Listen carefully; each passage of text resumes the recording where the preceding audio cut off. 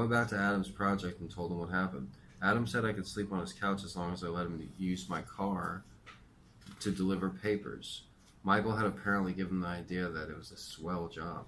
"You want to do what?" I asked him. "Newspapers," he said in his New York accent. "I want to throw papers."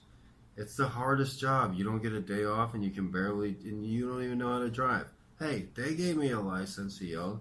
The Texas Department of Public Safety had recently given Adam a driver's license, but I taught the New Yorker how to drive and knew he drove terrible. He didn't have a car, but he wanted to use mine to make money and gave me an ultimatum. "If you want to stay here, you gotta let me use your car to throw papers."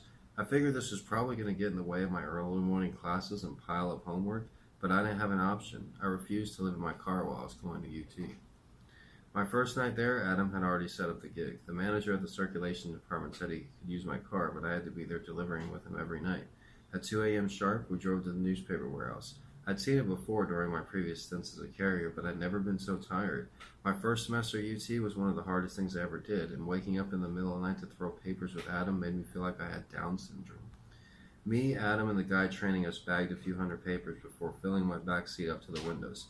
Adam was to drive while the trainer sat shotgun and gave directions. I lay in the back on top of the hundreds of bagged papers with my head touching the ceiling. My job was to hand Adam papers while the trainer shouted out house numbers. Adam was asked to drive, keep his eyes on the road, and toss the correct paper, all at the same time. He was bound to fail, and I should have said something and ended the whole shebang when I noticed he could barely get the car out of the warehouse parking lot.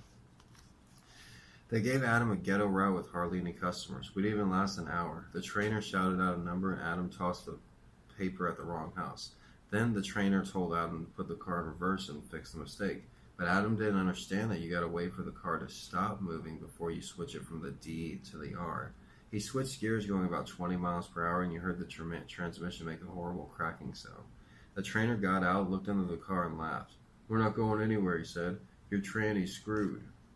I knew it cost more to fix the transmission than the car was worth. Adam didn't even apologize and blamed my Mazda for costing him the job. Someone came to pick up the guy training us, and Adam and I walked back to his public housing projects. He didn't say anything when we got back.